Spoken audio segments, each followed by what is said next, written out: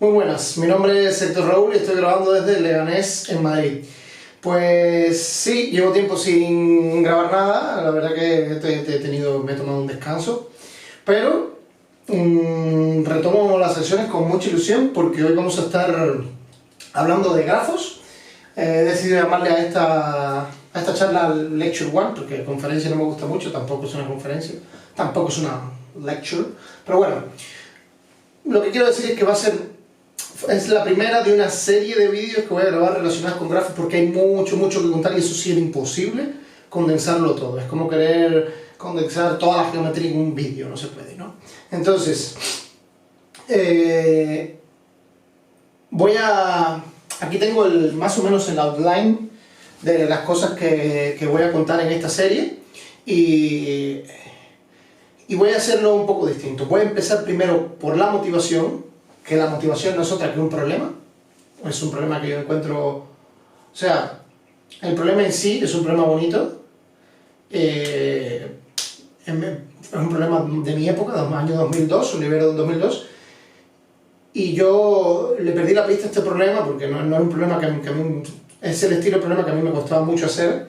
Pero luego encontré buscando en Art of Problem Solving, que como ya he comentado muchas veces hay gente muy creativa, luego encontré una solución usando grafos, que es absolutamente espectacular. Entonces la encuentro como muy motivante para decir, bueno, venga, esto de los grafos hay que tomárselo en serio, aunque ya en este canal hemos visto dos problemas o tres de las IMOs, hemos visto la IMO del 2019 y la del 2020, y hemos visto dos o tres problemas que se usan grafos.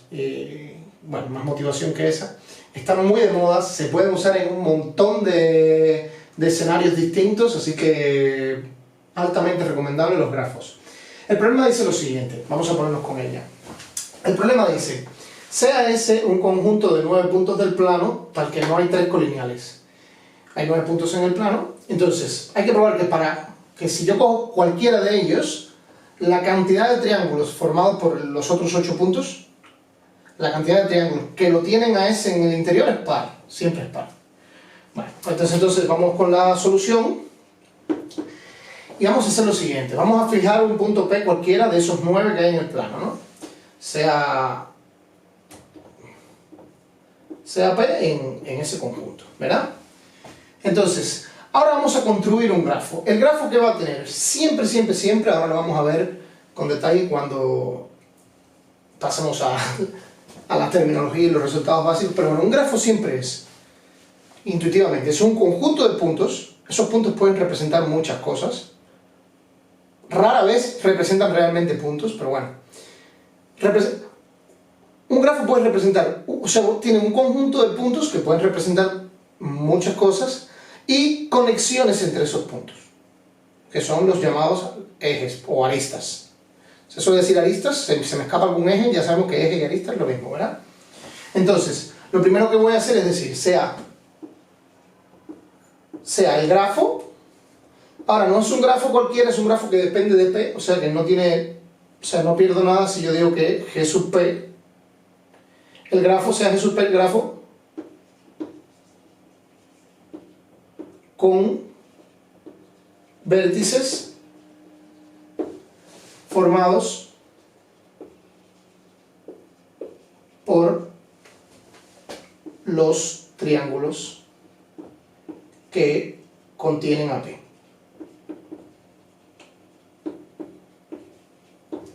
¿Verdad? Fíjense que ahora los vértices no son los puntos de S, ni mucho menos. Yo me voy a ir a otro espacio y voy a decir, por cada triángulo con vértices en S que contenga P en el interior, yo voy a crear un punto en ese otro espacio, ¿verdad? Y ahora hay que definir, una vez definido para G sub P, hemos definido quiénes son los vértices, vamos a definir quiénes son las aristas. Voy a decir que hay arista de un vértice a otro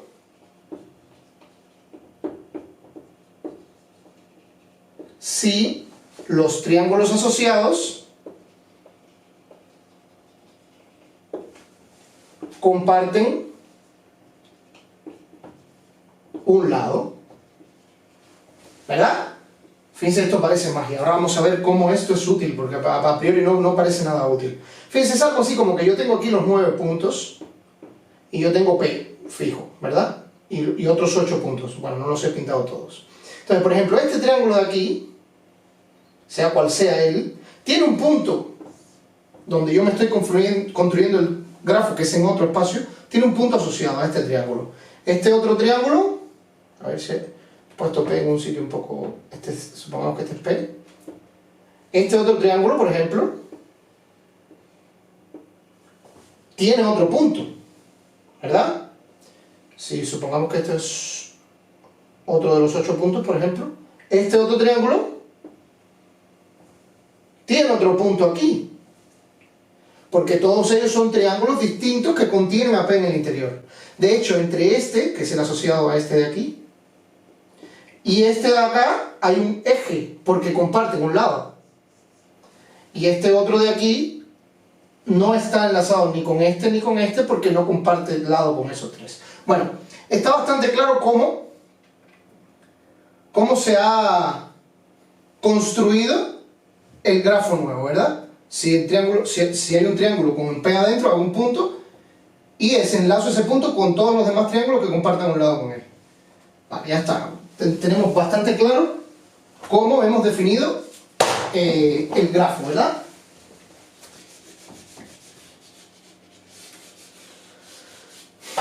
Pues ahora el siguiente claim, lo voy a poner aquí, claim,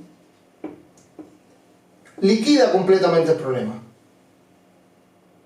Todos los vértices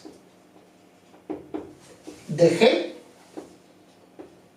tienen grado 5.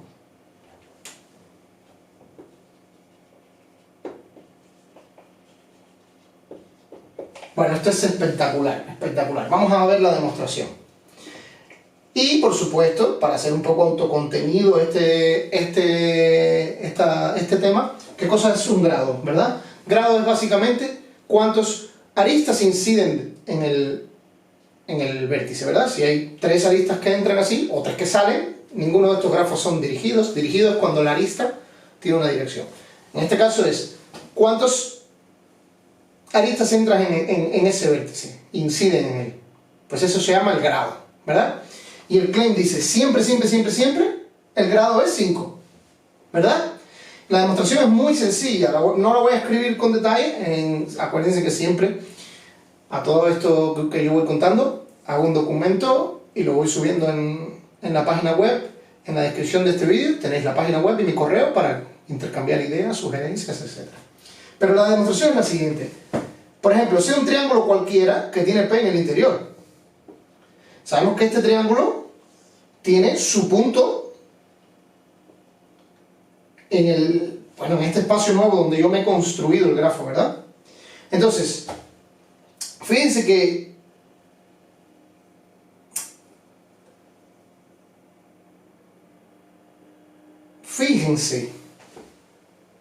claro, que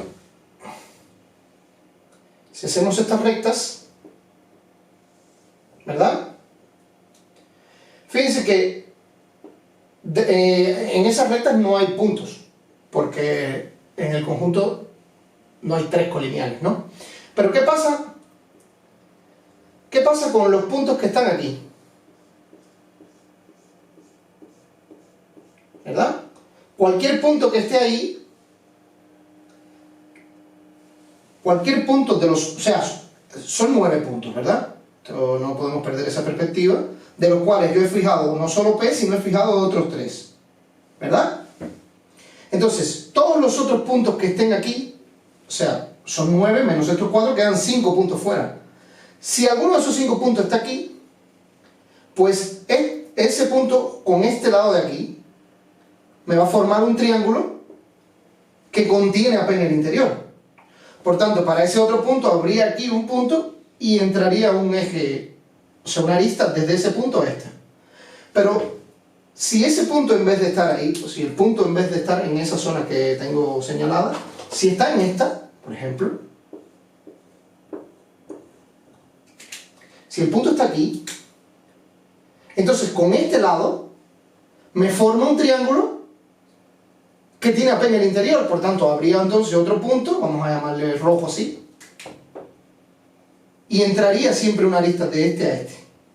Y por el mismo análisis, sucede exactamente lo mismo con los puntos que están en esta zona de aquí, con este lado. Quiere decir que cualquier punto de aquí, con este lado, forma un triángulo que me crearía aquí un vértice y me crearía además una arista entrando en el vértice, que este es el vértice asociado a este triángulo, ¿no? O sea, si este es el triángulo, por ejemplo, ABC, este sería el V de ABC, ¿no? Entonces, ¿qué es lo que he probado realmente? Lo que he probado realmente es que da igual donde estén los 5 puntos que faltan, ahí hay 4, los otros 5, donde quiera que estén, me van a generar una arista entrando aquí. Eso quiere decir que este vértice, el grado del vértice de ABC es 5. Porque cualquier punto de los otros que no son esos 4 me va a generar una arista entrando a él. ¿Vale? Entonces, ya así, de esta forma, quedaría aprobado el lema, ¿verdad? Perdón, el claim. Bien, con este claim ya hemos prácticamente acabado, porque yo tengo el grafo, es un P, que no sé cuántos vértices tiene. Vamos a llamarle si V sub G, y no sé cuántas aristas tiene. Pero lo que yo sí sé es que la suma de los grados, ¿cuánto es la suma de los grados? La suma de los grados es la cantidad de vértices, que es el cardinal de este conjunto, por 5, porque todos los vértices tienen grado 5.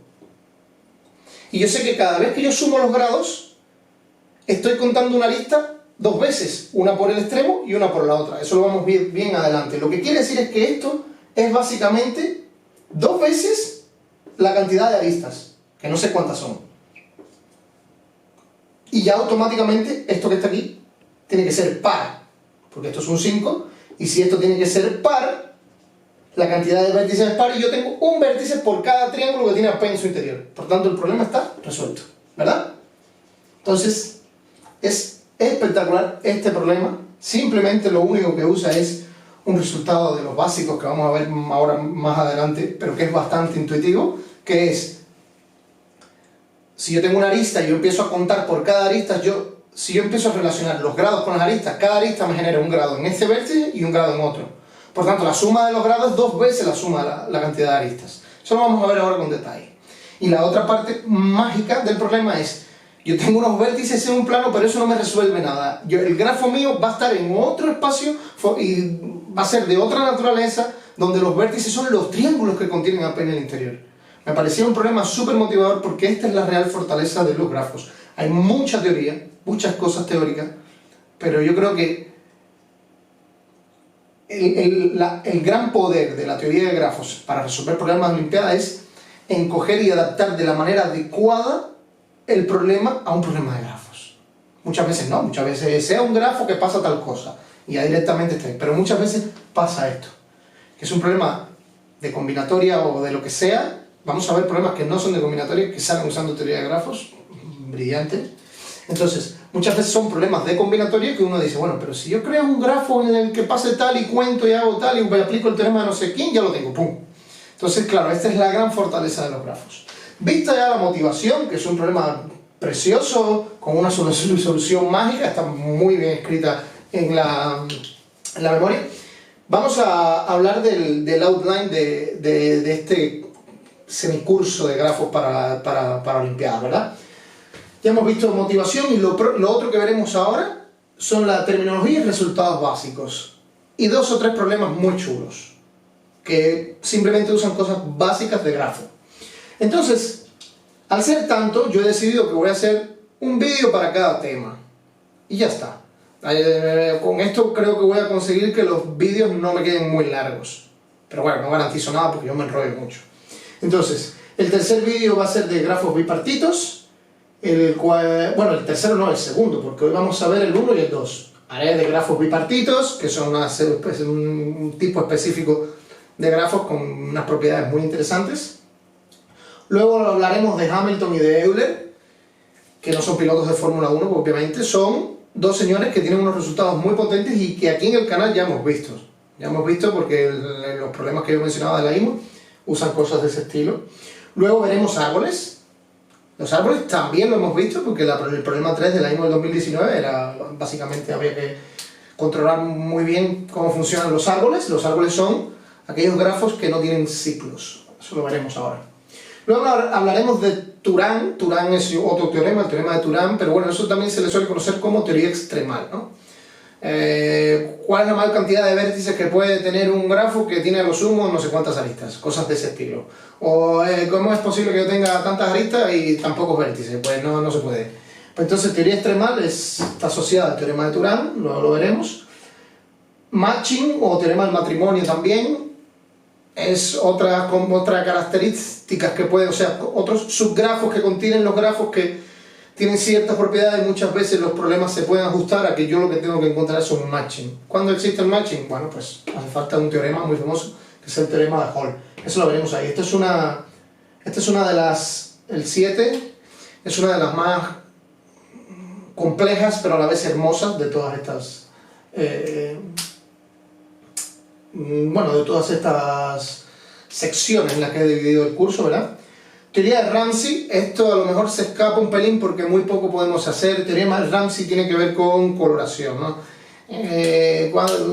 ¿Cuántos colores necesito para asegurar que puedo colorear las aristas de modo tal que no haya dos aristas del mismo color y siendo un vértice?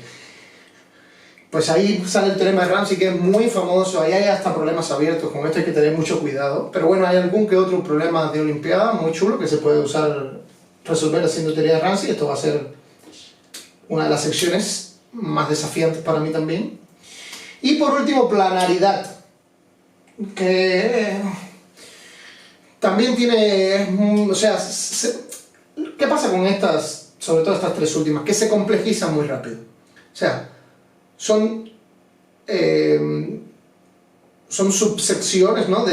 O sea, son partes de la teoría, son ramas de la teoría de grafo que tienen unos resultados básicos bastante intuitivos, bastante claros, con unas demostraciones bastante sencillas, pero que enseguida que quieres ir un pasito más ya se complejiza mucho. Pero bueno, con esas cosas iniciales que son aparentemente intuitivas se pueden resolver muchos problemas, son herramientas muy potentes. Y he puesto aquí 3 puntos porque esto no es lo único que hay en grafos, obviamente, hay mucho más.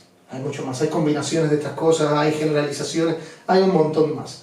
Así que no sé si haré una sección extra con cosas que no encajan en ninguna de estas ramas, ¿verdad? Así que nada, hasta aquí el inicio, o sea, la parte de la motivación del vídeo y cómo va a ser el outline de esta serie de grafos. Y enseguida vuelvo con terminología, resultados básicos y vamos a ver 3 problemas. Eso es todo lo que vamos a hacer hoy. Así que nada, enseguida regreso. Bien, vámonos con la sección 2, que es terminología y resultados básicos. Empecemos con la terminología, que no es más que una pizarra llena de texto, introduciendo pues definiciones, ¿verdad? Entonces, no voy a ser muy exhaustivo en ninguna de ellas, porque para eso están los problemas, para ir familiarizándonos con las definiciones. Primero que todo, por supuesto, un grafo G es un par de conjuntos, esto lo hemos visto ya varias veces, V sub G y E sub G. Yo siempre que pueda intentaría especificar que este conjunto de vértices y este conjunto de aristas son los del grafo G, porque hay casos en el que hay varios grafos, etcétera, etcétera. Donde V sub G es un conjunto de vértices y E sub G es un conjunto de aristas, cuyos extremos están en V sub G. Ya eso no lo tenemos bastante claro. Dos vértices son adyacentes si existe una arista que los une. Una arista y un vértice son incidentes si dicho vértice es uno de los dos extremos de la arista. Esto es clave, ya eso lo hemos visto también, que es bastante clave. El grado de un vértice es la cantidad de aristas que inciden en él, ¿vale? Ahora, seguimos. Dado un grafo G, el grafo complemento, G barra, G techo, es el que tiene los mismos vértices y las aristas son exactamente las que no son aristas de G. Yo tengo un grafo con ciertas aristas. ¿Cuál es el grafo complemento? Pues coger los mismos vértices y simplemente borrar esas aristas y donde no había arista ponerla, ¿vale? Claro, clave también, camino. Un camino es una sucesión finita de vértices, v0, v1, vt, donde cada v sub i es adyacente al que sigue, ¿verdad? Es un camino, pum, pum, pum, pum. El camino se puede cortar a sí mismo y seguir. Yo no he dicho que eso no pueda pasar. Puede haber vértices repetidos. Simplemente tiene que ser finito y cada arista, cada vértice conectado con el que sigue. Eso es un camino. Un ciclo es un camino donde el primer vértice y el último son el mismo. O sea, un ciclo es un camino, se puede cortar a él varias veces o ninguna y regresa de nuevo al vértice. ¿Vale? Eso es un ciclo. Ultra clave de lo más importante aquí, conexo. La propiedad de conectividad es muy importante. Un grafo se dice conexo si para cualquier par de vértices existe un camino que los une. Bastante natural, ¿no? La definición. De hecho, muchas veces no podemos garantizar conectividad en el grafo, pero simplemente podemos decir, bueno, a ver, intuitivamente no he puesto aquí lo que es componente conexa porque es bastante natural, ¿no? Yo tengo un grafo en general que no tiene por qué ser conexo, pero yo lo que sí sé es que hay unas componentes conexas. Esta parte del grafo es conexa. Todos los vértices que estén aquí forman un subgrafo conexo. Si el grafo es disconexo, o sea, es no conexo, pues habrá al menos otra componente conexa de otros puntos que están conectados, pero que no están conectados con ninguno de ellos. Y así, muchas veces, de hecho aquí en este canal lo hemos hecho ya en alguna ocasión, muchas veces uno dice, bueno, pues este grafo pues no es conexo, pero en cada componente conexa, quiere decir que si yo me restringo a esa zona del grafo donde es conexa o cualquiera de esas zonas que son conexas, pues en cada componente conexa tengo esto y esto y esto y otro, ¿vale? Entonces, conectividad. Luego, arista de corte. Una arista de corte es una arista que en un grafo conexo, muy importante, que si yo la quito el grafo se desconecta, ¿verdad? Hay muchos ejemplos. Yo puedo poner aquí, yo qué sé, puedo poner aquí, esto es un grafo y es conexo. Bueno, de hecho voy a ponerlo aquí como un ciclo, por ejemplo. Esto es un grafo que es conexo. Esta arista es de corte, pero si la quito, me queda esta componente conexa y esta otra, ¿verdad? Esta arista no es de corte. ¿Por qué? Yo la puedo quitar y el grafo sigue siendo conexo, ¿vale? Por último, un grafo completo, si tiene n vértices, el grafo completo es el que tiene todas las aristas. También lo hemos visto aquí, en el problema de la IMA. Por supuesto, si yo tengo n vértices, la cantidad de aristas son n en 2, ¿no? De cuántas maneras yo cojo, pues dos vértices cualesquiera en ese grafo, pues n en 2 aristas posibles. Ese grafo completo, o clique, se usa mucho la palabra clique, se denota por K mayúscula sub n. Un árbol es un grafo conexo y sin ciclos. Lo vimos también en el problema de la IMA del 2019. Por ejemplo, esto que me ha quedado aquí, después de todo, es un árbol. Porque es conexo y no tiene ciclos. Si yo pongo esto, por ejemplo, aquí, sigue siendo un árbol. Aquí un árbol porque no hay ciclos. En el momento que yo cree un ciclo, ya eso no es un árbol, ¿vale?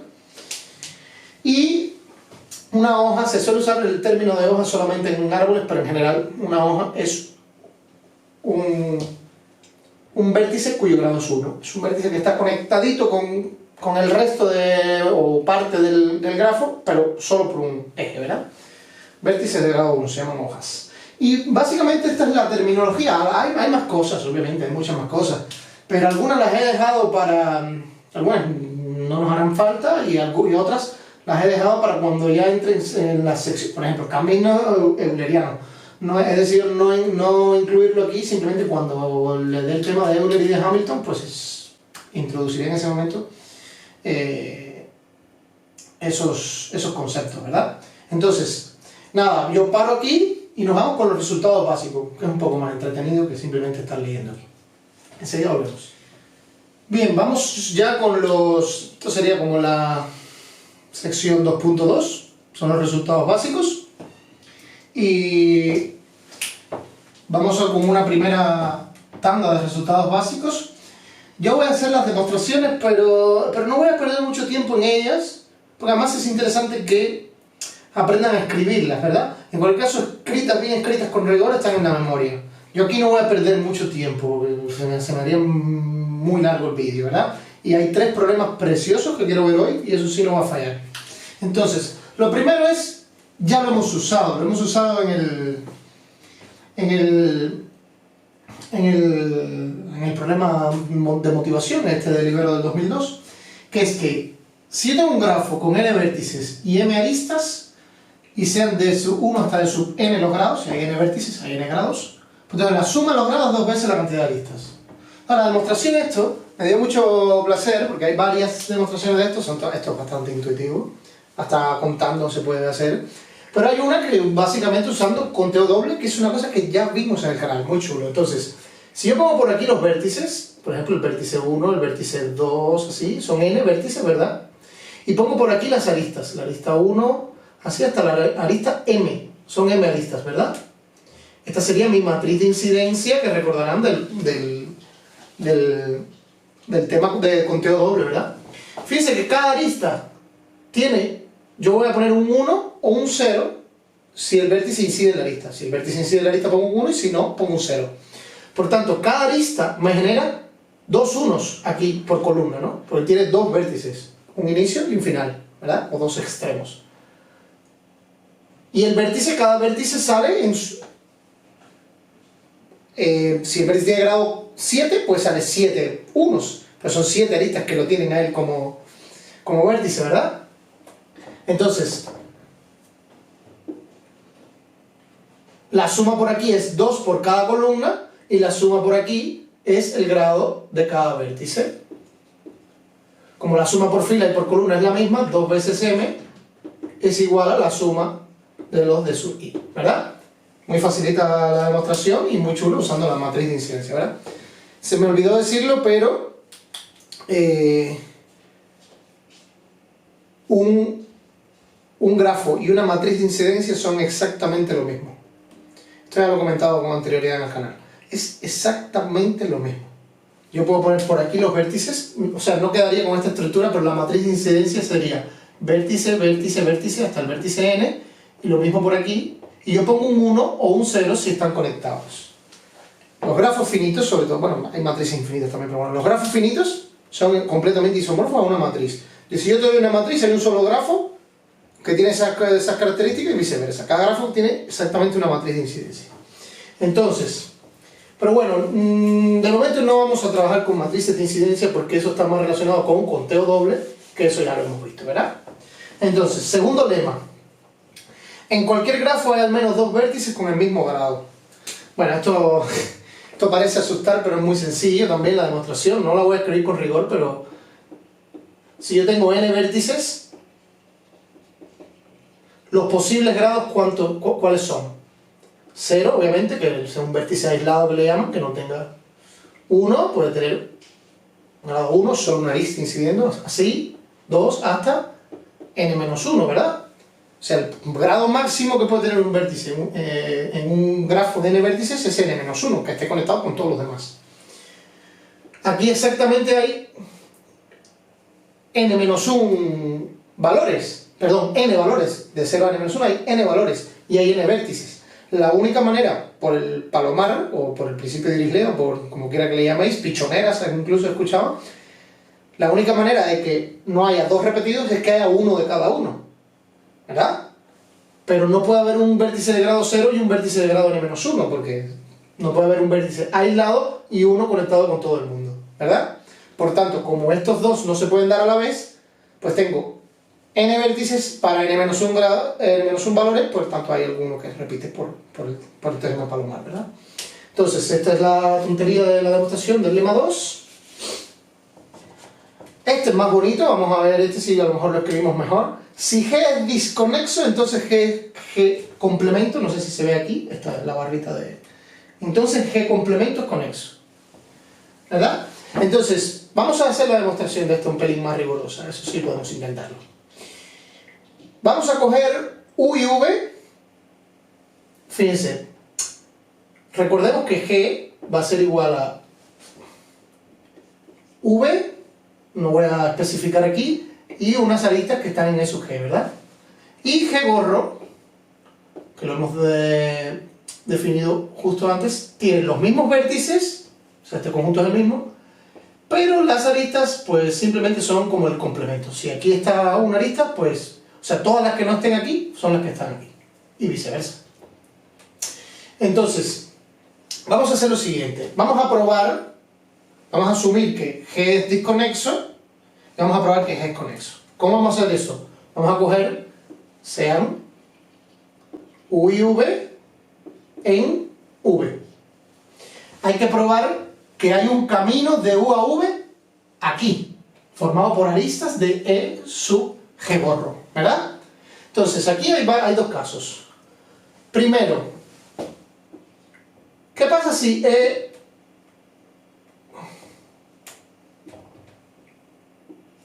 UV no está en E sub G? Fíjense que aquí, en el grafo inicial, si U y V no están conectados, pues en el grafo complemento van a estar conectados. Esto implica que E, U, V está en eje sub G gorro y hay camino, entonces implica que, y lo que implica que hay camino de U a V en G sub techo, ¿verdad? Esta notación E, U, V es la arista que une a U con V. Si esa arista no está aquí, si U y V no están conectados en G, pues en G gorro sí van a estarlo, entonces va a haber camino de U a V. Entonces hay que ver qué pasa cuando U y V sí están conectados. Es el caso más complejito, pero tampoco... ¿Qué pasa si esta arista sí está en E sub G? Ahora yo en E sub G sí tengo esta arista. Pero ¿qué pasa? Esto es muy sencillo. Hay un dato que no estoy usando, que es que G es disconexo. ¿Qué quiere decir eso? Eso quiere decir que hay un W aquí que no está conectado ni con U ni con V. Hay un W, un vértice que no está conectado ni con U ni con V. Porque si todos los vértices restantes de G están conectados o bien a U o a V o a ambos, pues entonces el grafo sería conexo. Entonces, como hay disconexión, tiene que haber una componente conexa que no sea en la que están U y V. Por lo tanto, hay un vértice W que no está conectado con ninguno de los dos. ¿Verdad? Entonces, bueno, he puesto vamos a mantener la figurita U, V, están conectados ahora, esto es G, ¿verdad? Pero yo tengo un W tal que no, se suele usar, gráficamente se suele usar la línea discontinua para probar, para denotar que no hay, que esa arista no existe en ese grafo, que no están conectados esos dos vértices. Entonces, si pasa esto, o sea, ¿esto qué implica? Que existe W en los vértices tal que, esta es la manera de escribir con rigor cuando estamos hablando de grafos, ¿no? Son cosas muy de teoría de conjuntos, ¿no? Tal que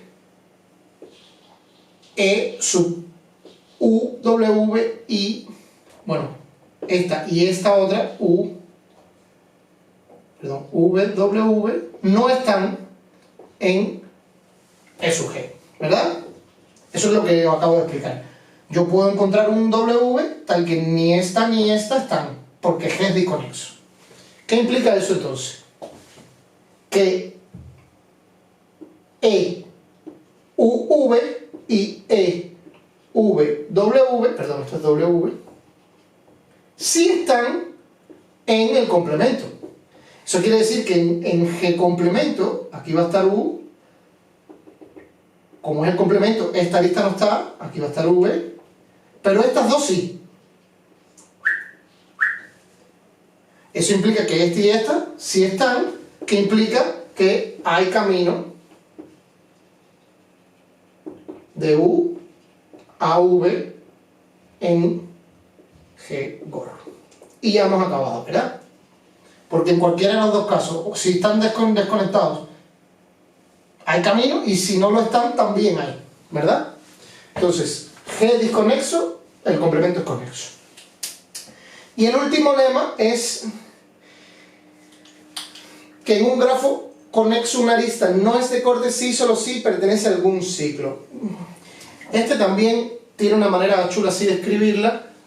No es muy difícil de probar, no sé, hay veces que me surge la duda así, dejárselo para que lo probéis y así entrenáis este tipo de cosas, o hacerlo yo aquí. Bueno, venga, vamos a hacerlo. Fíjense, hay que tener cuidado con la lógica aquí, porque es, en un grafo conexo, lo primero es que G es conexo, vamos a demostrar, esta es la demostración del lema 4. En un grafo conexo, una arista no es de corte sí, solo sí pertenece a algún ciclo. ¿Vale? Entonces, vamos a... ¿Cómo haríamos? Hay que hacer dos implicaciones. Veamos, supongamos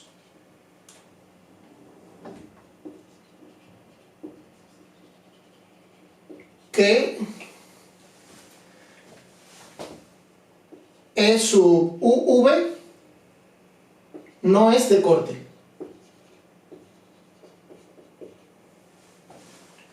¿Qué quiere decir esto? Aquí está U y aquí está V. Bueno, siempre vamos a poner la figura un poco más lejos. Aquí está U y aquí está V. Y sabemos que esta es una arista que no es de corte. ¿Qué quiere decir eso? Eso quiere decir que si yo la quito, el grafo sigue conexo, ¿verdad? Por tanto, si yo la quito, tiene que haber otro camino de U a V, porque como es conexo, tiene que haber un camino de U a V. O sea, que yo quitándola,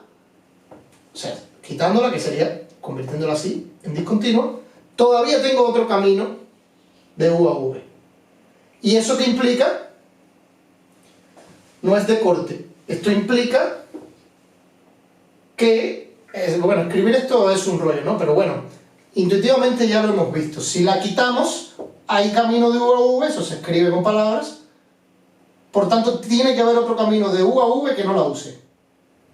Y ese camino, unido a esta, o sea, esto implica que existe un camino de U a V, vamos a denotarlo así, de U a V,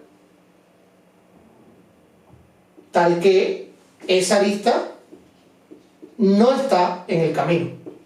Porque yo la he quitado y de U a V puedo ir porque el grafo no se desconecta, porque la arista no es de corte. Entonces, esa arista no está en ese camino,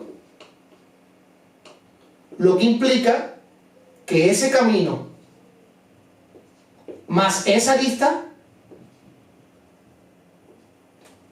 me hago un lío con la sub y la sub V, forman un ciclo. Forman un ciclo. ¿Vale? Muy facililla la primera parte, la parte de la arista no es de corte, entonces pertenece a algún ciclo. Si no es de corte, al quitarla todavía había camino de U a V, pues ese camino más esa arista es el ciclo que yo estoy diciendo. Por tanto, si la arista no es de corte, pertenece a algún ciclo. Y ahora el regreso,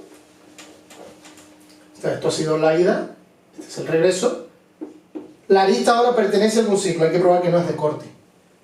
Pues, si supongamos que este es el ciclo y que esta es la arista en cuestión, si está en un ciclo, está claro que quitar la arista no me desconecta el grafo. ¿Por qué?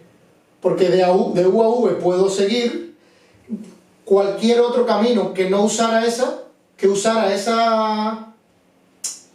cualquier otro camino que use esa arista, puedo reemplazar ese trayecto por este. Y ya está. Es un pelín engorroso de escribir, no voy a perder tiempo en eso, en la memoria está bien escrito, pero se ve que si pertenezco a un ciclo la puedo quitar y no voy a desconectar a nadie, porque si yo usaba esa arista para ir a algún sitio, puedo, en vez de llegué aquí, digo, bueno, es un ciclo, cojo por el ciclo y sigo, ¿verdad? Está claro que si estoy en un ciclo no desconecto a nadie, ¿verdad? Entonces esto es una especie de caracterización de aristas de corte. Las de corte son aquellas que no pertenecen a ningún ciclo. Entonces, vamos a ver 4 o 5 lemitas más de este corte bastante sencillito y luego ya vemos los 3 problemas, ¿verdad? Así que nada, en breve seguimos. Bien, continuamos con los últimos resultados básicos. Yo he puesto los que más me han gustado. Hay muchos más con los que ustedes pueden jugar en la literatura, pueden mirar las referencias de la memoria. Entonces, vamos a terminar con estos para ya luego dedicarnos a lo realmente apasionante y lo realmente importante, que siempre digo, resolver los problemas, ¿verdad? Entonces, nuevamente no voy a ser muy exhaustivo en ninguna de las demostraciones porque son muy rigurosas y no quiero perder mucho tiempo, porque lo interesante es que sepan cómo funcionan los grafos y que sepan resolver los problemas. Y es ahí donde quiero llegar. Entonces, lema 5. Todo árbol tiene al menos 2 hojas, ¿verdad? Recordemos que un árbol es un grafo conexo y sin ciclos. Y recordemos que una hoja es un vértice de grado 1, ¿verdad? Entonces, la demostración del lema 5, solo la voy a mencionar, básicamente es cogiendo un camino maximal, ¿verdad? Un camino maximal es un camino de longitud máxima. Como estamos hablando de un grafo finito, tiene una cantidad finita de caminos y al ser finito pues hay algunos, pero bueno, en general hay una longitud máxima para esos caminos. Entonces yo cojo cualquier camino maximal y los extremos son hojas. Porque en ese camino ya este extremo tiene por lo menos grado 1 y no puede haber otro vértice conectado a él. Ninguno de estos puede estar conectado a él, porque entonces no sería un árbol, tendría un ciclo y ya no sería un árbol. Y no puede haber otro vértice fuera conectado a él, porque entonces el camino no sería maximal, ¿verdad? Por tanto, como mínimo, hay 2 hojas en un árbol, ¿verdad? El lema 6 es que todo árbol de n vértice tiene exactamente n-1 aristas. Pues esto es básico, porque esto se hace por inducción. O sea, el árbol de un vértice no tiene hojas, no tiene aristas. Por tanto, tiene 1 menos 1, que es 0 aristas. El único árbol con 2 vértices es este, que tiene 2 vértices y 1 arista. Un árbol con 3, el único árbol posible con 3 es este. Cualquier variación de esta, que tiene 3 vértices y 2 aristas. Entonces así, de esa forma, el paso inductivo es muy sencillo. Porque supongamos que para n se cumple, ¿qué pasa para n más 1? Pues al ser un árbol, por el lema 5 tiene al menos 2 hojas. Cojo una de esas hojas, la quito y aquí me queda n menos 1. Al final, escoger una hoja y hacer inducción. Pruébenlo, no es complicado. Y la hoja sabemos que existe, por el lema 5, ¿verdad? Entonces, un grafo conexo de n vértices tiene al menos n-1 aristas. Cuidado. Ahora el grafo es conexo. Y el grafo es conexo tiene al menos n-1 aristas. Esto, aquí hay que usar incluso el lema 4. Recuerdan que yo puedo coger un grafo cualquiera y puedo empezar a quitarle aristas y dejándolo conexo, mientras las aristas no sean de corte, ¿verdad? Por tanto, yo quito. Yo siempre podía quitar por el lema 4 siempre que no fuera de un ciclo. Le empiezo a quitar aristas sin desconectarlo. Y lo que hago es dejar un grafo que no tiene ciclos. Puedo quitar tantos y dejar un grafo que no tenga ciclos. Y un grafo que no tiene ciclos es un árbol. Y un árbol como tiene exactamente n-1 aristas. Por tanto, un grafo conexo de n vértices tiene mínimo n-1 aristas. De hecho, lo que hemos probado es más que eso, que el ciclo, o sea, la demostración, esto es lo que lo vamos a ver mejor cuando demos árboles. Pero realmente hemos caracterizado, o tenemos una caracterización de los árboles. Son los grafos conexos con n-1 aristas, ¿verdad? De hecho, consecuencia de estas 3 cosas es el lema 8. El lema 8 dice, bueno, si yo tengo más aristas que vértices, entonces no puede ser un árbol. O sea que básicamente esto ya estaría probado. De todas maneras, hay una demostración muy chula de esto sin usar lo anterior. Porque aquí, a priori no tengo que ser conexo. O sea que habría que ser muy fino para que realmente todo esto implicara esto. Por tanto, vamos a demostrar esto sin tener conectividad al grafo. Entonces, lema 8 que dice, sea G un grafo tal que tengo más aristas que vértices. Entonces G tiene un ciclo. Eso es muy chulo, es muy chulo. Miren la demostración cuál es. Fíjense que yo tengo, o por lo menos un barniz de la demostración. Yo puedo quitar los vértices aislados.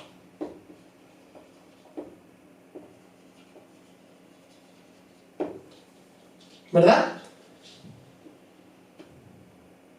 Y puedo incluso quitar las hojas.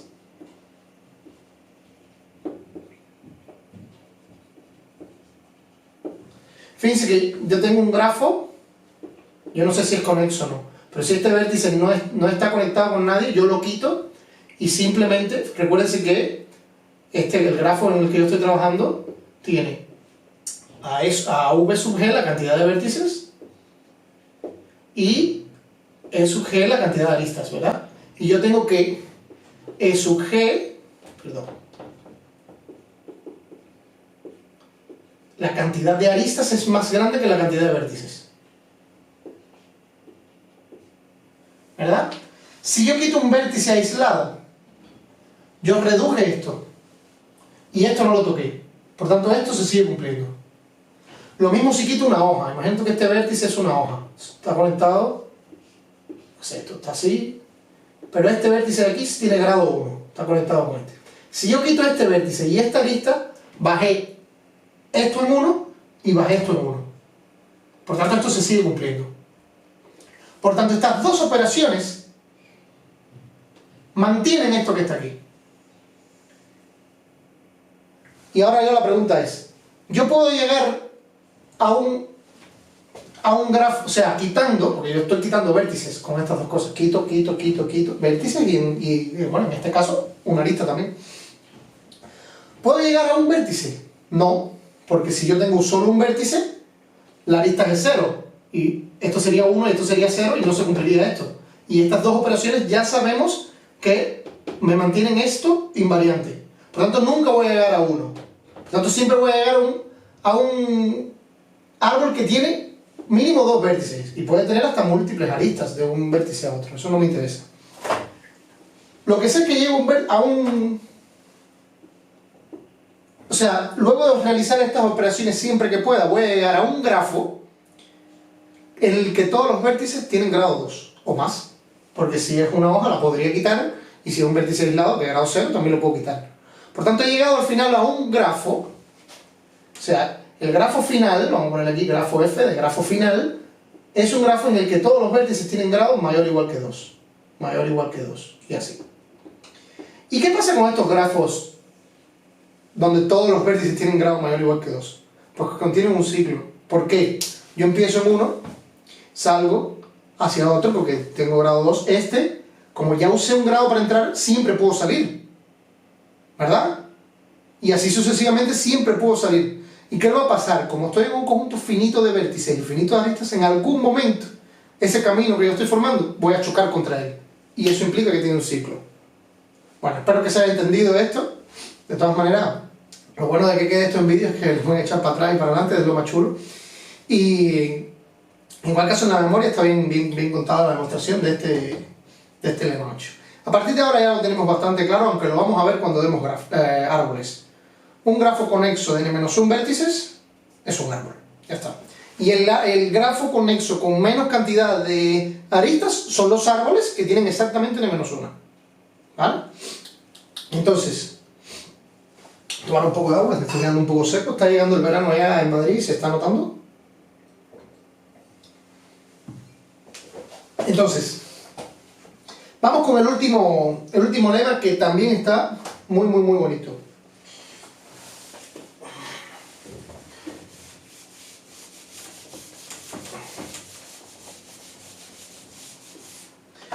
¿Qué dice el último lema?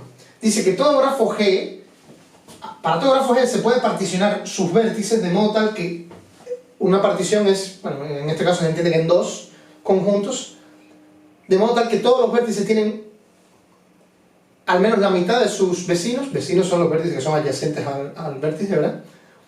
En la otra partición, ¿vale? Entonces, de nuevo no voy a perder mucho tiempo, pues se me está haciendo muy largo y son 3 problemas muy chulos lo que quiero ver.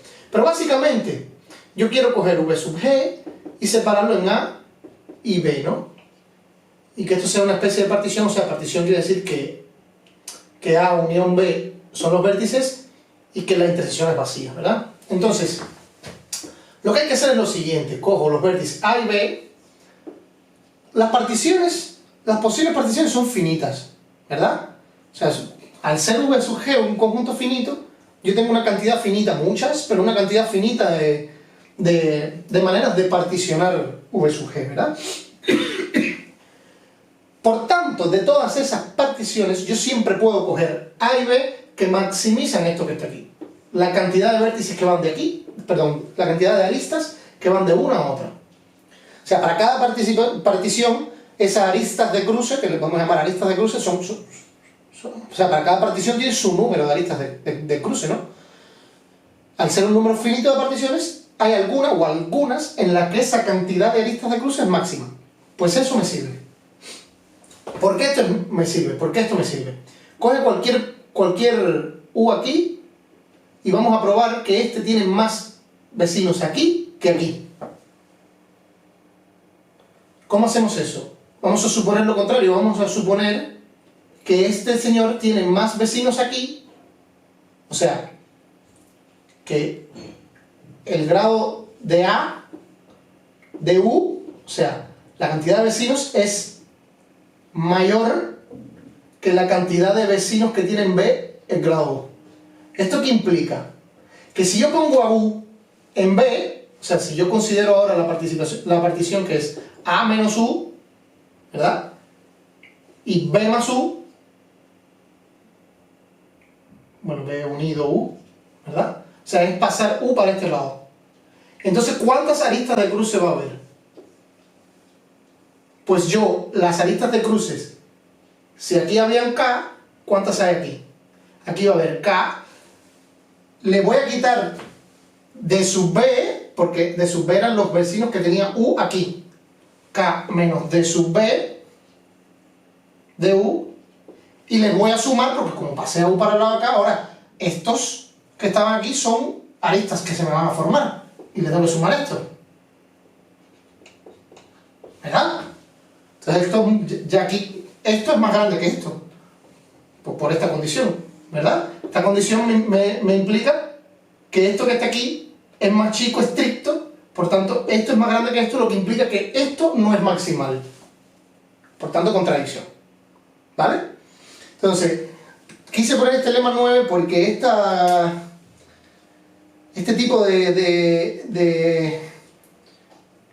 este tipo de técnica de coger cantidades maximales, sean de aristas, sean de caminos, sean de vértices que cumplen cosas, en fin, esta técnica se usa un montón.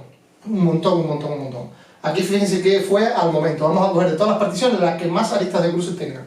Esa me sirve. Y luego es hacer o sea, usar algún truquito que dependa de la estructura del grafo para probar pues, el resultado que estás buscando. Entonces nada, me detengo aquí y nos vamos con 3 problemas espectaculares. Y ya terminamos el primer vídeo de introducción a la teoría de grafos, básicamente. Así que nada, enseguida volvemos. Bien, continuamos con la última parte del vídeo y son 3 problemas. Muy chulos los 3, algunos un poquito más anticuados, más viejos que otros, pero bueno, son 3 problemas de la USAMO. Resulta que las Olimpiadas de los Estados Unidos con mucha frecuencia aparecen problemas muy bonitos o de grafos directamente o que suelen salir usando técnicas de grafos. Entonces nada, nos vamos con estos 3 problemas. El último realmente es una preciosidad. Vamos con el primero. El primero dice lo siguiente, este la usamos en 1982, es un problema mayor que yo. En una fiesta con n personas, en cada grupo de 4 personas hay al menos una persona que conoce a los otros 3. Esto es en un grupo de n personas, de cada 4 hay uno, al menos uno, que conoce a los otros 3. Esto es bastante ya restrictivo, o sea, una restricción bastante grande para el conjunto, ¿no?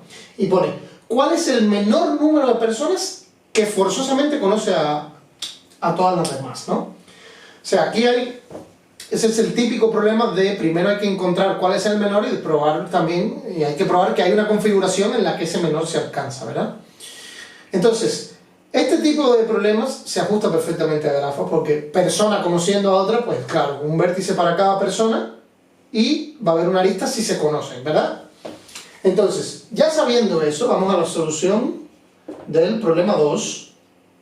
El problema 1 fue el primero que vimos de Libero en 2002, el problema que usé como motivación.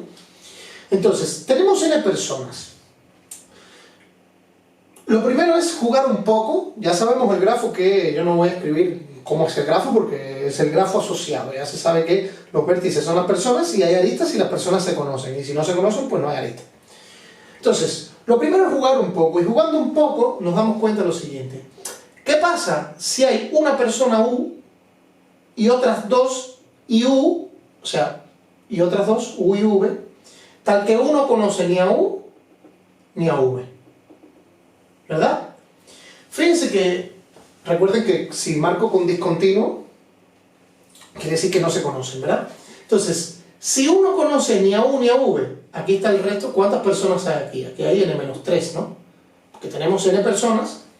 Entonces, el resto, las otras personas, por ejemplo, yo cojo aquí X y aquí Z, ¿verdad? Entonces, vamos a empezar el problema y decimos, supongamos que existe U que conoce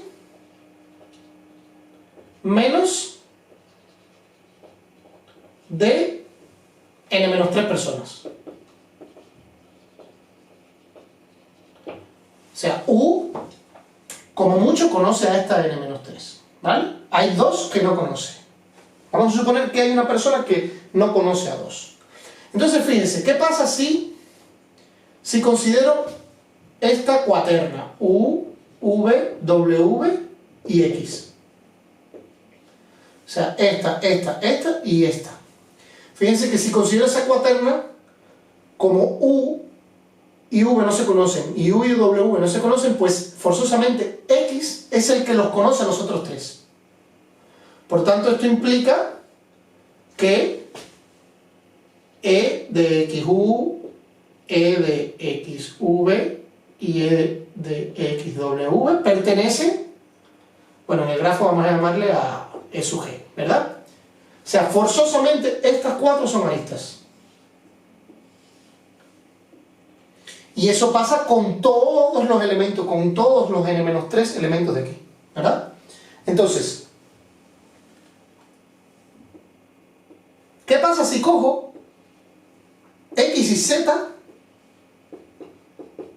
y U y V?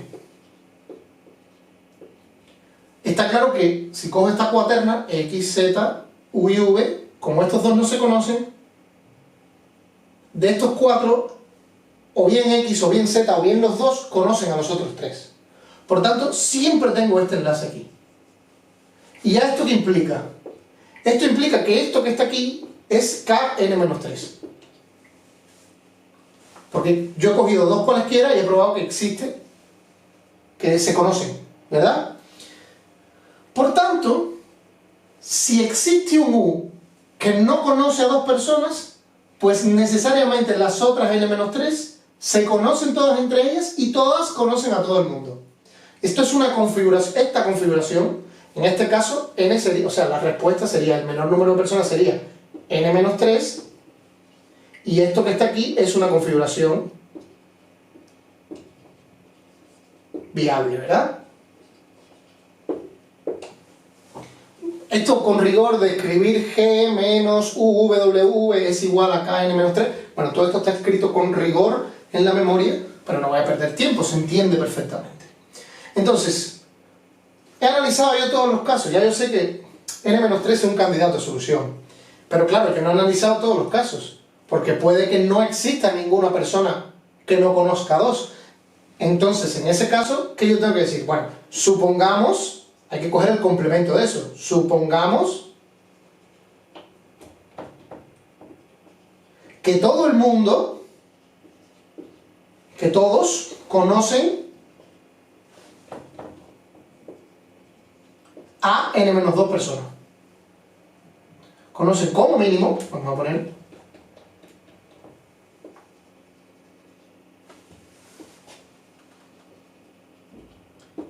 a n-2 personas.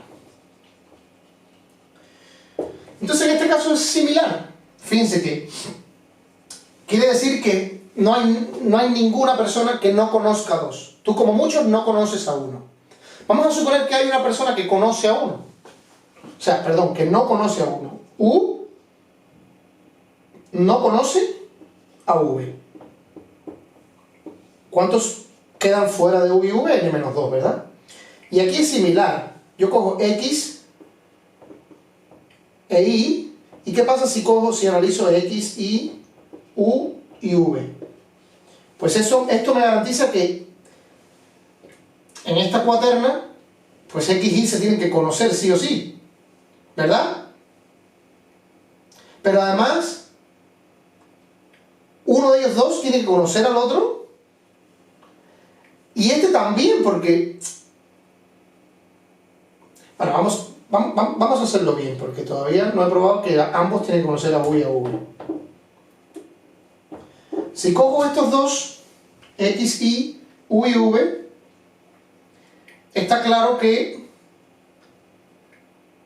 uno de los dos es el que conoce a los otros tres. Por lo tanto, X, Y siempre existe. Por lo tanto, como estos dos siempre, lo mismo, como estos dos siempre se conocen, esto realmente aquí es KN-2, ¿verdad? Pero no he probado que ambos tienen que conocer a U y a V. Porque, está claro, supongamos que es X el que conoce a U, a V y a este, ¿verdad?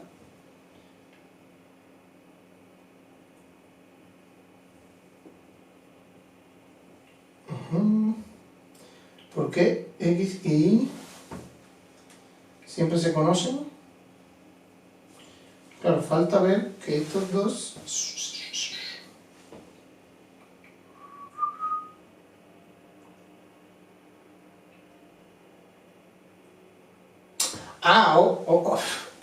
Perdón, sí, estaba un poco liado. Claro, yo he dicho que U... Yo he dicho que U no conoce a V. Y no puede conocer a 2 porque caería en este caso. O sea, no puede desconocer a 2 porque caería en este paso. Por tanto, U conoce a X y conoce a Y. Y ahora, usando esta cuaterna, yo pruebo que uno de estos dos es el que tiene que conocer, uno de estos dos es el que conoce a los tres. Por tanto, si es X, yo tengo esto. Ah, y lo mismo con V. Claro. Es que hay muchos detallitos. No hay nadie que no conozca a 2. Por lo tanto, tanto U como V conocen a X y a Y. Y tengo eso así.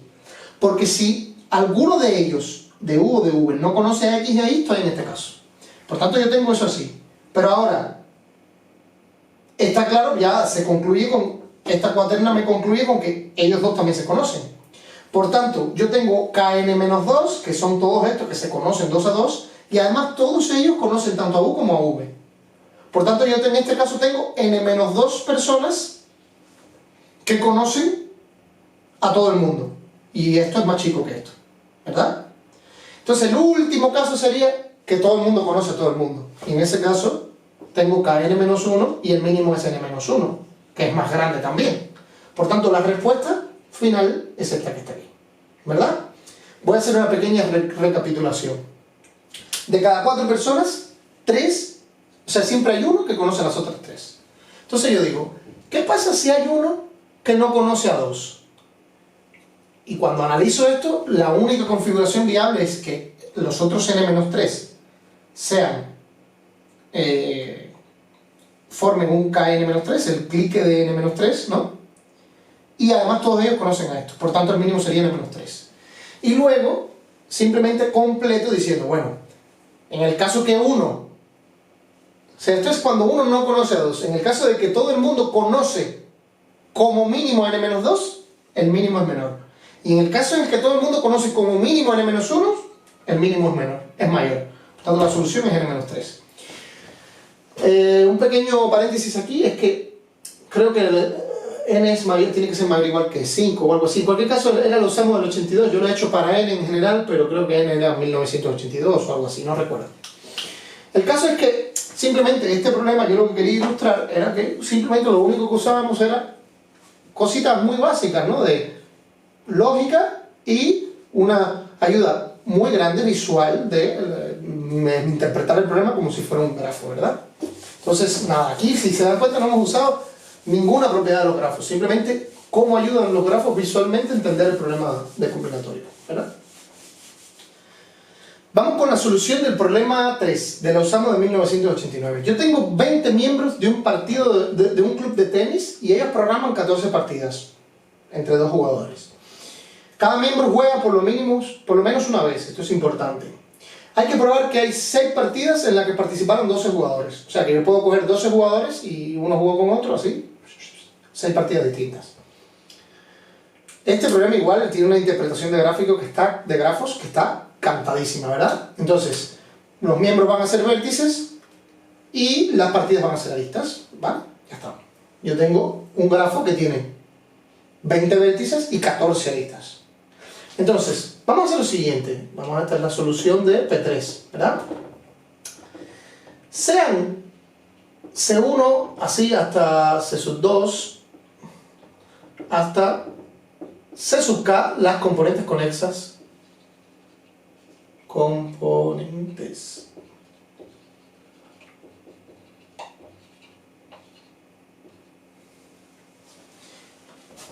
Este grafo de 20 vértices y 14 aristas tiene K componentes conexas. Ya sabemos lo que es una componente conexa, ¿no?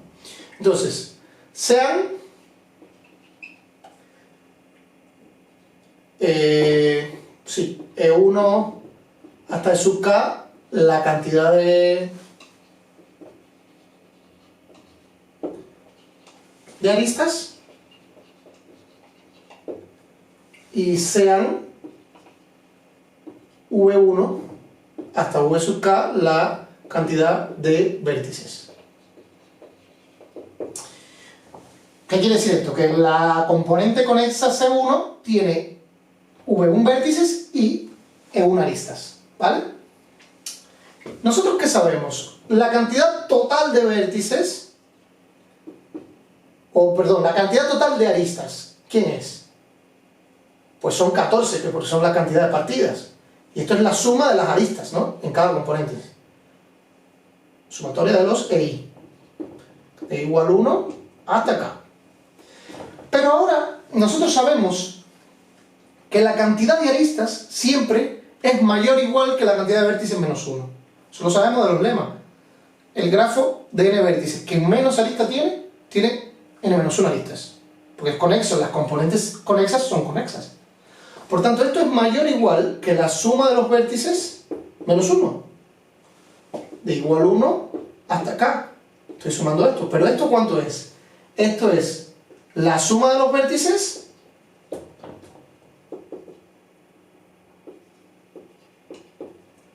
menos, esto fuera de la suma, menos K. Pues claro, este 1 lo resto K veces. ¿Verdad? Pero la suma de los vértices es exactamente, continúo aquí abajo, esto es igual. ¿Cuántos vértices yo tengo? Pues tantos como jugadores, son 20. Y ya está. Esto implica que 14 es mayor o igual que 20 menos K. Que implica, pasando la K para allá, el 14 para acá, que K mayor o igual que 6. Y esta es la clave de todo. ¿Qué quiere decir que K es mayor o igual que 6? Que yo tengo mínimo 6 componentes conexas en el grafo, 4, 5 y 6. Y ahora, bueno, ¿y esto de qué me sirve? Pues perfecto, o sea, como cada miembro juega al menos una partida, yo aquí no tengo puntos aislados, no hay ningún punto aislado. O sea, en cada componente por lo menos hay 2 miembros. Por tanto, yo en cada componente cojo 2 miembros distintos, obviamente, que hayan jugado entre ellos, y ya tengo un conjunto de 6 partidas donde participan 12 jugadores distintos. Esto se entiende bastante claro, ¿verdad? Pues nada, esto es una tontería, pero es un problema en el que te puedes enredar un montón y simplemente hemos usado, ¿qué cosa? Pues bueno, un resultado bastante potente es que si eres conexo y tienes E aristas, como mínimo tienes V-1 vértices. Eso es lo del árbol. El árbol, o sea, dado una cantidad fija de puntos conexas, la que menos aristas tienes es el arbolito, que fueran todos arbolitos. Y usando esa desigualdad llevo a esta, que relaciona la cantidad de vértices y la de aristas, y la de componentes conexas, Y ya está. En cada una cojo una y ya tengo el conjunto de 6 partidas que me exige el problema, ¿verdad? Un problema de los más bonitos. Y el último, vamos al último, que el último es espectacular. O sea, lo encontré... O sea, recuerdo que lo pensé en su día y no fui capaz de hacerle, lo dejé. Y luego ahora, preparando este tema de grafos, volví a ese problema y me dio mucha alegría ver una solución por grafo que es espectacular. Porque el problema no es de grafos a priori, el problema es de teoría de números. Tenemos P1' y nos dan una colección de A sub 1, A sub 2, A sub 3, A sub P enteros, ¿verdad? Probar que existe un K tal que los números A sub 1 más K, A sub 2 más 2K, así hasta A sub P más PK, aquí hay P números, producen al menos un medio P restos distintos a la división por P. El problema está bastante claro, ¿no? Fíjense, un problema de teoría de números muy bonito y se puede hacer sin grafos, ¿eh? Se puede hacer sin grafos. Pero desde luego la solución más elegante y más directa es esta que vamos a ver ahora. Fíjense que hay una cosa que sí hay que darse cuenta, que con lo que hemos visto ya de teoría de números, estamos perfectamente preparados para hacer este problema, ¿verdad? Fíjense que a mí K no me interesa, o sea, a mí me interesa analizar K módulo P. Porque si K deja 0 módulo P, me da lo mismo que sea P, 2P, 3P, la cantidad de resto aquí es la misma. O sea que básicamente yo tengo que analizar P colecciones de P números. Cuando K es 0, cuando K es 1, cuando es 2, así hasta K igual P menos 1. Entonces lo que vamos a hacer es lo siguiente. Fíjense, vamos a hacer lo siguiente. Sea G sub K el grafo. Esta es la solución del último, ¿vale? Bueno, venga, vamos a escribirlo. Solución del problema 4, que es la... no sé si era el problema 4 la usamos en 2018, creo que sí. Sea G sub K el grafo cuyos vértices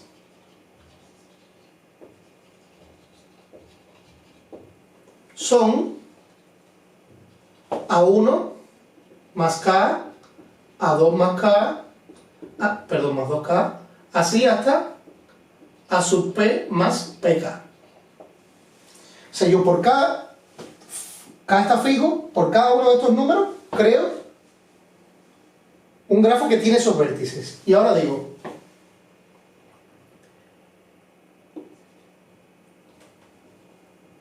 en G sub K hay arista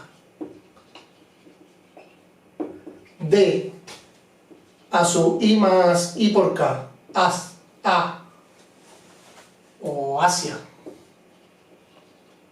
A sub J más JK, si solo si, pues dejan el mismo resto.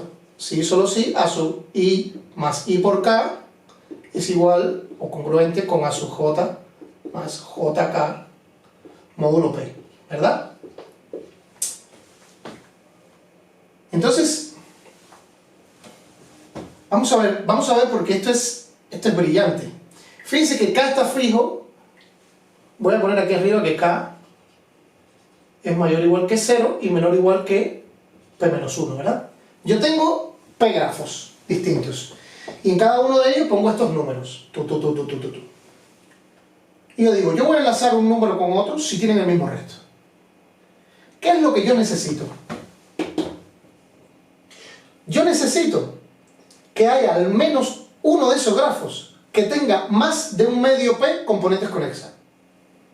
Esto es espectacular. Esto es espectacular porque, claro, yo tengo A sub 1 más K, A sub 2 más K, más 2K, así, hasta el último que sería A sub P más PK, ¿verdad? Entonces un grafo que tiene P vértices.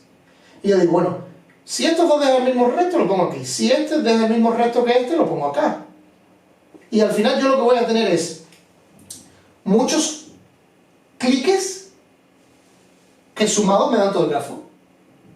Pero ¿qué es lo que yo quiero? Yo quiero tener más de un medio P componentes conexas, por lo tanto quiero restos, por lo tanto quiero tener más de un medio P cliques.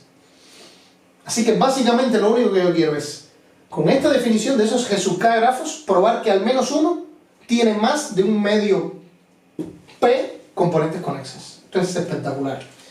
La verdad que es de esos problemas que te animan a seguir esto. Fíjense que esto que está aquí, continúa la magia. Esto es sí, solo sí, fíjense. Yo voy a pasar esta a su J para allá y esto para acá. Entonces yo tengo a su I menos a su J congruente con JK menos menos I por K módulo P. Fíjense que a su I menos, esto es sí, solo sí,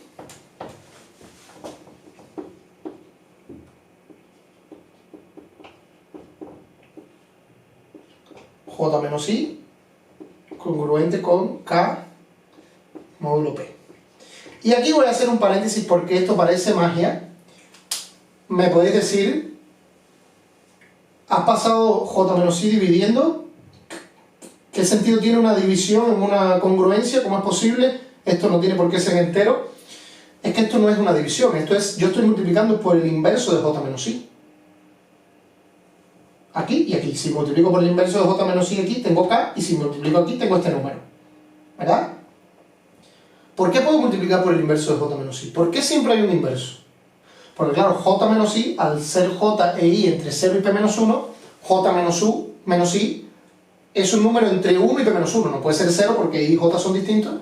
Y al ser P', sabemos que todos los números tienen su inverso. Todos los números menores que P tienen su inverso. O sea que esto es un número básicamente. O básicamente, más claro todavía, aquí hay una sola solución K. Esto, solo hay un K que cumple esto.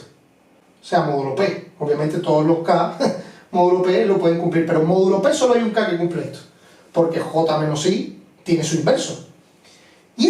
¿Y esto qué nos está diciendo? Esto es espectacular, esto es espectacular. Esto nos está diciendo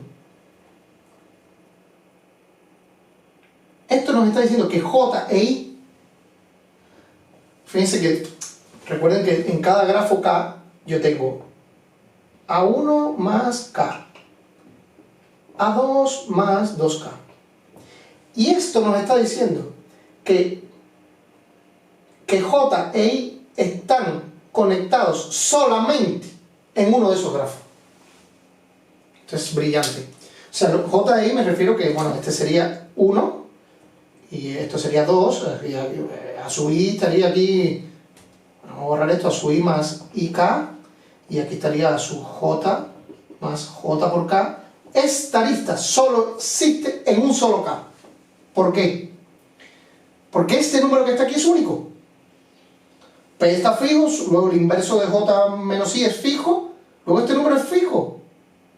Por lo tanto, esto es un número fijo entre 0 y P menos 1. Solo cuando esa K sea ese número, es que yo voy a poner una arista ahí. Y ya está. O sea, este es el kit de todo. Lo que hay es que darnos cuenta de esto, el que se dé cuenta de que esto genera exactamente una arista en cada uno. O sea, yo tengo K grafos, pero para cada J y para cada I yo genero una arista nada más. Y ya lo que queda es contar. Lo que queda es contar. Voy a borrar los problemas para contar allí, pero vamos, que lo que queda es... Una vez que llegamos a eso, el problema está prácticamente hecho. Ahora vamos a ver cómo. Bien. Ahora vamos a rematar el problema usando esta congruencia. Porque sabíamos que G1 teníamos, bueno, G sub 0, G sub 1, así hasta G sub P, ¿no? G sub P menos 1. Teníamos esos P grafos. Cada uno tiene vértices, pues este tiene P, este también, todos tienen P vértices, ¿verdad? Y aristas, pues este tiene E sub 0 arista, este tiene E sub 1, así, hasta E sub P menos 1. ¿Qué sabemos? Pues sabemos de esa congruencia que J que un par i, j genera exactamente una arista. Por tanto, ¿cuántos pares i, j hay? Pues i va desde 0 a p-1 y j también, y son distintos, pues esta es la cantidad de pares que hay. Esto es igual a la sumatoria de la cantidad de aristas. Esto es espectacular. Fíjense que cada arista me genera una. No sé exactamente dónde, pero me genera una. Por tanto, la suma de todas estas es esto. Y esto no es más que P por P-1 sobre 2, igual a la suma de los EI. ¿Y esto qué implica? Fíjense. Esto implica... Yo estoy sumando P valores aquí, y esto es P por P-1 sobre 2. Por lo tanto, esto implica que existe T tal que E sub T menor o igual que P-1 sobre 2. Esto es clave.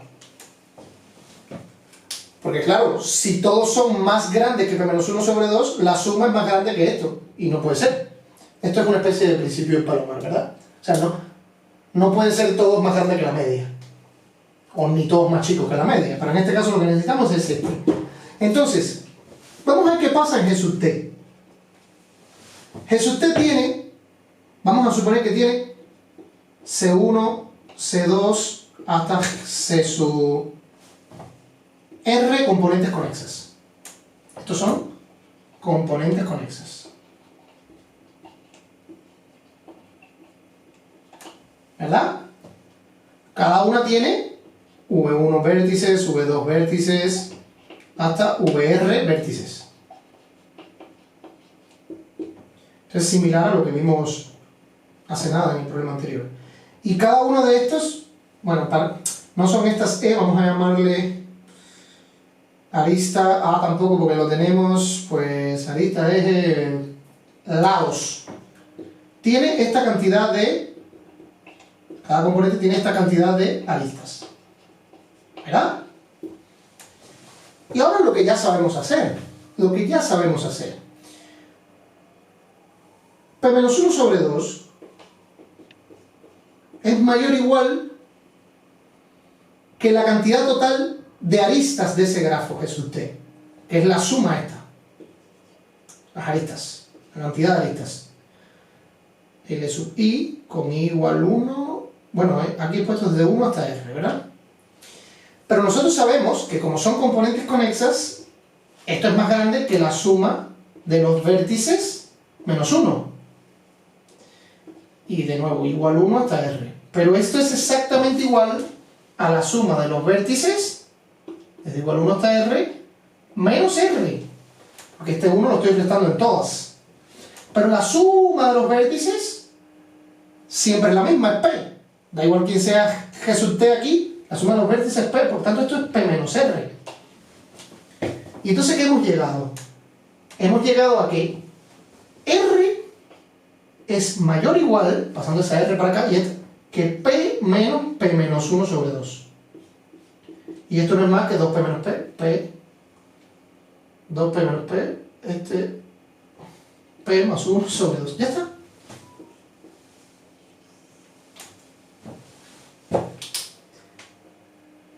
¿Qué quiere decir que R es parecido al problema anterior? Que R sea mayor que P más 1 sobre 2. Quiere decir que en G sub T, donde quiera que sea ese G sub T, yo no sé cuál es, hay P más 1 sobre 2 componentes conexas. Y recordamos que ya lo vimos hace un rato, que cada componente conexo corresponde a un resto distinto. Por lo tanto, ya está. Cuando yo cojo K igual a ST, que sé que existe, pero no sé cuál es, pues estos números generan como mínimo P más 1 sobre 2 restos distintos. Y ya está hecho el problema, porque P más 1 sobre 2 es más grande que P medios. Entonces, nada, esto no...